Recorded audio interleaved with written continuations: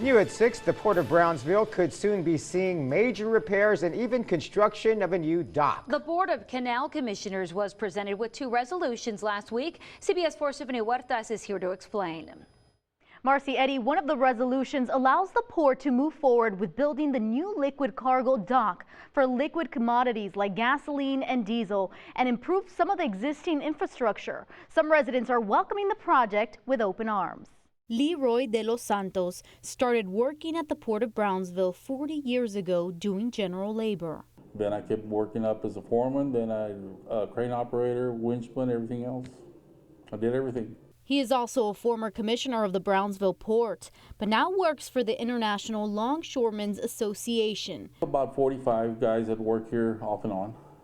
Plus, when we have a large ship in, we usually get 20, 30 more extra guys that we need. De los Santos says they hire people to load and unload cargo that comes into the port. He recently heard about a project the port is working on that will continue bringing even more opportunities. The design of a new liquid cargo dock, also known as Oil Dock 6, has been in place for 5 years now. This dock would be the first oil dock built since the early to mid-90s. Port Director Eduardo Campirano says the Board of Canal Commissioners approved 2 resolutions that deal with proposed improvements at the port last Wednesday. It's $28 million of debt issuance for the purposes of dock repairs and other port improvements. The financing for the projects will be in the form of a revenue bond. You know, we're an A credit on our bonds, and we don't anticipate that changing. They will use the money to construct the new liquid cargo dock, make repairs on another dock, and do maintenance dredging. What we have seen at the Port of Brownsville is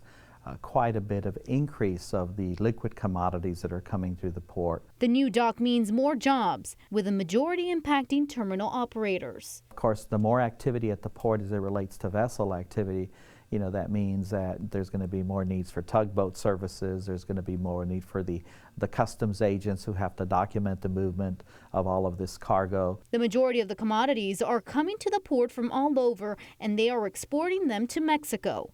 Some residents think this new improvement will continue helping the community in the valley. And what we don't want is people leaving. We want to create jobs so they'll stay in the valley. Officials say it will be late spring before they can begin on actual construction.